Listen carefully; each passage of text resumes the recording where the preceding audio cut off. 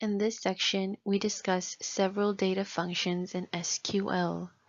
This brief presentation was organized by Dr. Alemi and narrated by Farhat Fazalyar.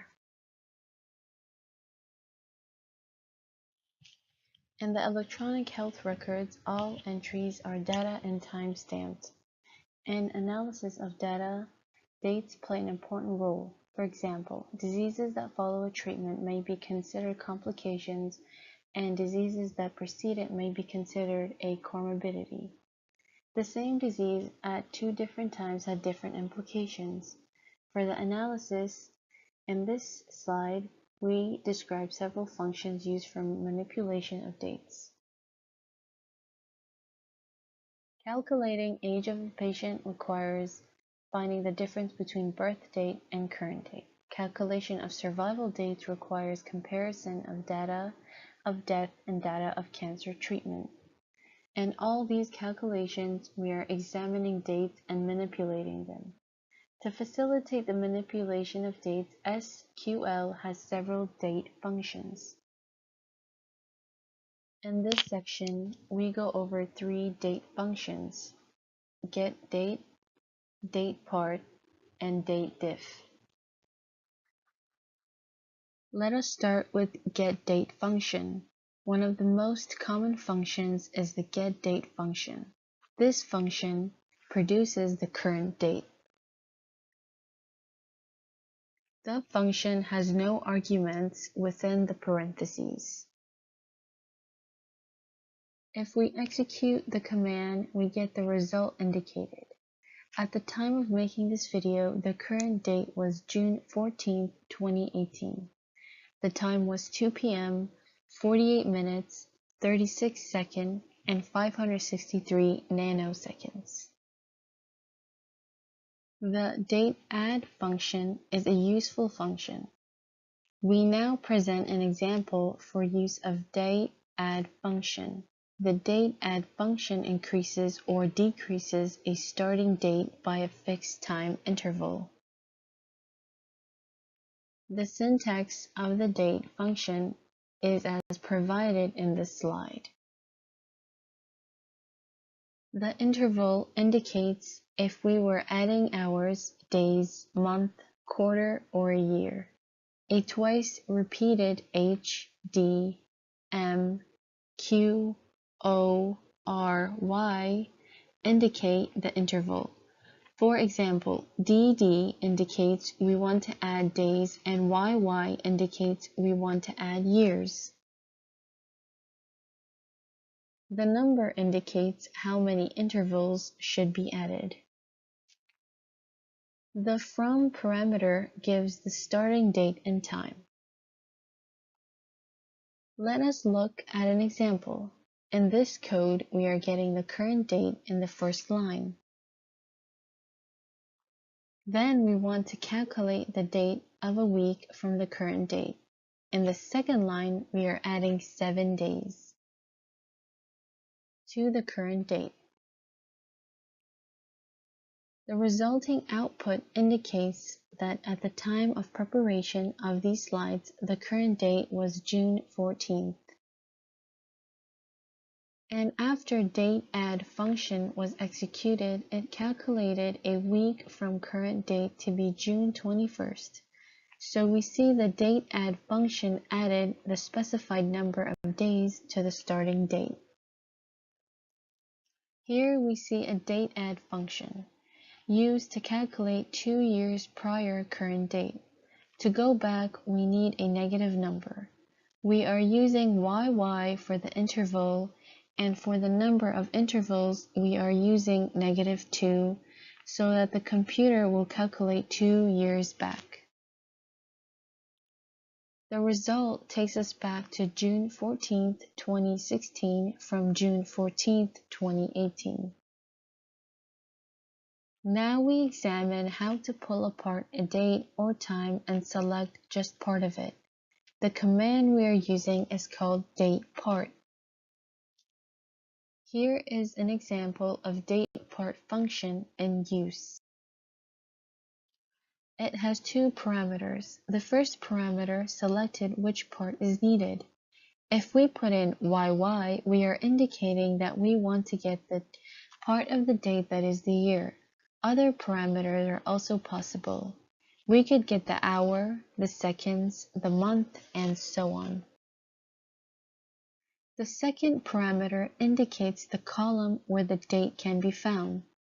Here we are dissecting the current date into its parts. If you wanted part of a different column, you would replace the getDate function in this statement with the name of the column in your data.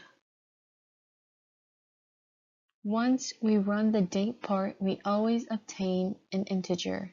Here we have found that the year within the current date was 2018.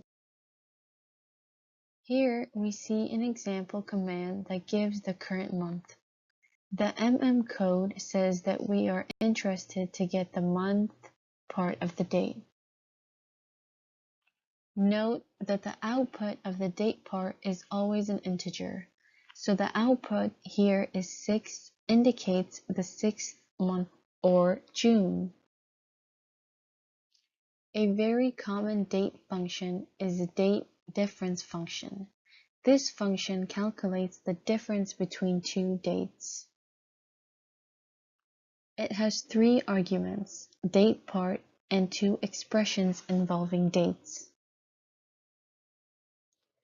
The date part indicates the units in which the difference should be expressed. It can be any unit such as years or all the way down to nanoseconds. Expression 1 and expression 2 are expressions involving manipulations of columns of dates, times, or combined date and time. The select command finds the current age of a patient born in September 8, 1954. It expresses the difference between date of birth and current date as age in units of years.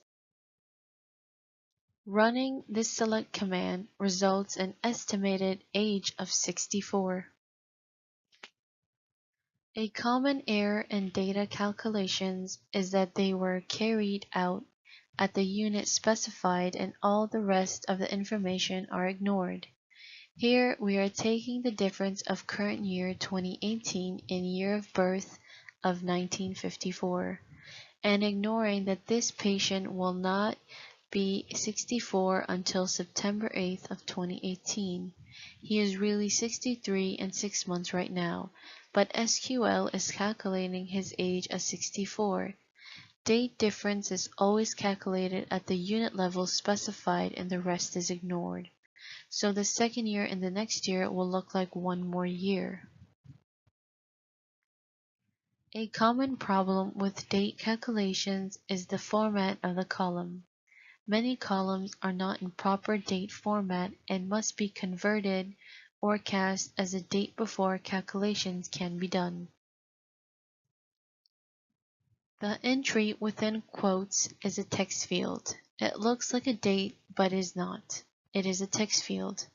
The text needs to be converted, but the conversion is not so easy. SQL prevents conversions from text to date precisely because it is fraught with data distortions. The entry may be ambiguous as the date. We do not know here that we are talking about May 1st or January 5th. Worst yet, it may contain entries that do not make sense. 32-day month, or it may be misspelled month, or even an illogical entry like the words I do not know before conversion. The analyst must make sure that all the values are sensible for the conversion to a date.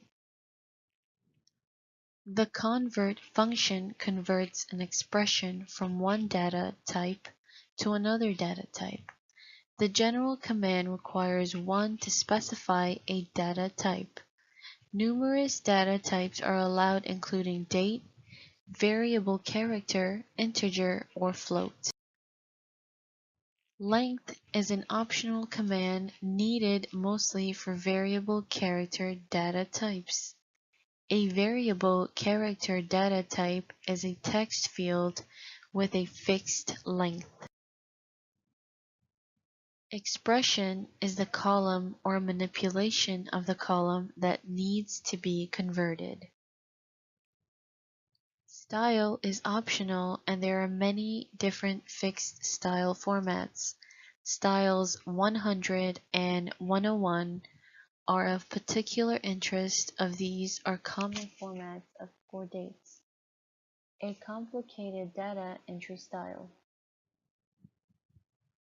If we want to convert text to date, we need to do it in two steps. We first convert the text into variable character, here of length 30 and using style 101. This truncates the text field to 30 character, something more manageable by the computer. Style 101 also reads data correctly.